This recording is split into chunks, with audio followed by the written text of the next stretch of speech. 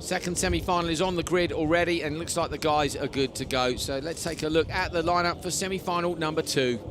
Conor Martel on the front row with James Rimmer. Both those guys running out of Dirtfish in ARX2, so they shouldn't do anything too silly down turn 1. Likewise, Scott Anderson, I'm sure won't pressure them too much. Cole Keats won't mind, though. Cole Keats, of course, one of 2 drivers who's done ARX2 and RX2 this weekend, the other one being Martel, so those guys with tons of seat time. Big advantage, I think, Bucky. We've seen they've really picked up the pace both in RX2 and ARX2. They've been at the sharp end of like 3 different championship rounds over the course of the weekend. So good job by them. There's so much to be said about the seat time and the importance of it, and how much you learn and what you can transfer back into setting up the car. He's had 2 separate races. Martel with not one of his normal rocket ship starts. He looks like Rimmer's got away best, but James Rimmer's going to be on the outside and taking down to turn 1. And in the background, Keats has still got a problem with that car. We knew it had a clutch problem earlier on today, and it doesn't look like they fixed it. So it's Martel, Rimmer, and Anderson who head down to turn 1 first. Well, this is pretty much a Dirtfish advert, isn't it? That's good news for those guys. It is, but you know what? Stoked to see Keats get off the line. Like you said, there's no clutch pedal in that car, so he basically had to drop it from neutral with not too high of revs, so he didn't blow out his gearbox. He takes the Joker, Keats in the Joker, but I talked to him earlier. The car's good to go. Once it gets off the line, he's ready to drive it. He took it easy in semis. Look at Martel, Bucky. We could see the inputs on the steering wheel there. I think you were saying yesterday about being able to see the action on the wheel. He just does a lot of inputs, but he looks super confident in the car. And one of my favourite bits of this circuit is the right-left off the gravel, where you know if you make a mistake, you're in the wall on the way in or in the wall on the way out. And the guys who are really comfortable in the cars are super committed through there, and Martel definitely is. The best thing is when you're looking at hands is to see the hands before the turn, look at the hands in the middle of the turn at the apex, and then look at the hands at the end of at the exit, and just watch the magic. See how in the middle of the apex his hands are basically 11 and 2. Yeah. So he's got the car rotated on the way in. Yes. So we're hearing then, unfortunately, Keats has retired. So Cole Keats has pulled over, and that makes this very much a foregone conclusion. So Martel, Rimmer, and Anderson are going to go through for the Dirtfish squad. If I was their spotters now, Bucky, I'd be on the radio going, guys, wind your necks in. You know what? They're not racing right now. There's gaps. There's gaps between all of them.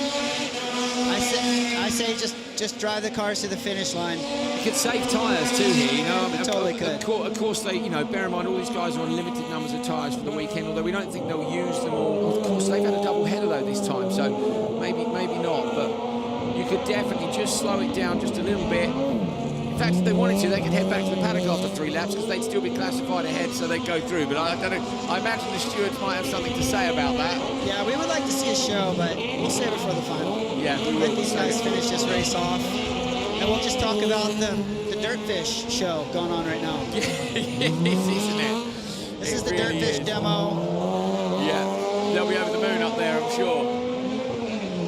Look at the blue groove setting in there. Yeah.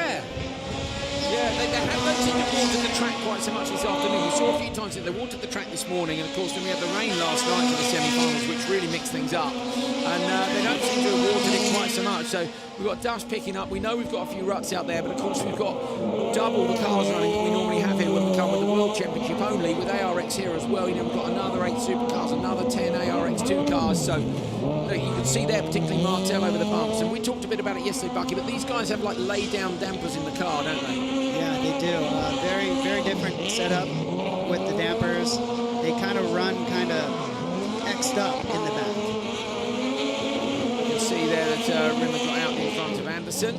So Rimmer holding on to P2. I'm assuming Anderson doesn't make a do-or-die manoeuvre, which he's not going to do on his teammate.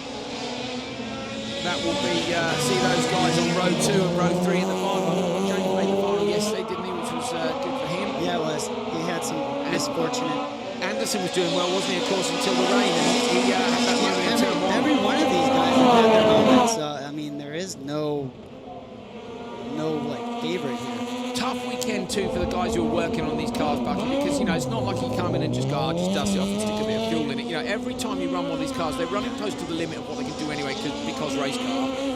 And so we saw Pecoy, of course, had changed a motor in Kota, that rhymes, and here, unfortunately, they couldn't do it in time.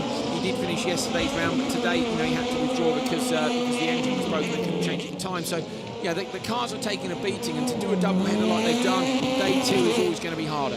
It is. It's really hard in the cars. You're trying to get everything out of these cars, wringing them out, because you know the guy next to you is, so you're trying to get the most that you can out of these cars. And they're not really taking it at 80% right now. So I don't really think they're worried about tires. They must have some tires for the football. Martel into the Joker lap. He's been doing some impressive laps here, 29.2 so far. Done a ton of 51s. Look at that, 51.7, 51.4, 51.4, 51.7. I mean, that's really good consistency within 0.3 of a second on each of those laps. Of course, this one through. Oh, look at that. I'll tell you what, he's taking some risks for a dude who's got a lead nearly 10 seconds and knows he's guaranteed a place on the front row of the final.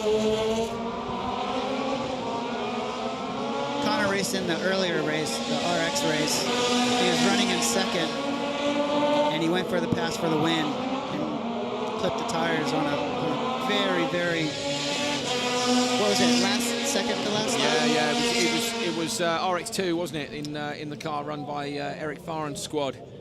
So yeah, triple running this weekend, double header for these and a single for RX2. What's interesting to me is both Martel and Keats haven't had the greatest of years in the RX2 category, the support category for the World Championship, but you know, recent weeks they've found their feet with the event at Kota and then the event here as well, spending that bit more time in the cars. Even though the circuits aren't necessarily the same as the European ones, suddenly the confidence has come up and these guys are doing really well. So Cole Keats, unfortunately, with the DNF this time out.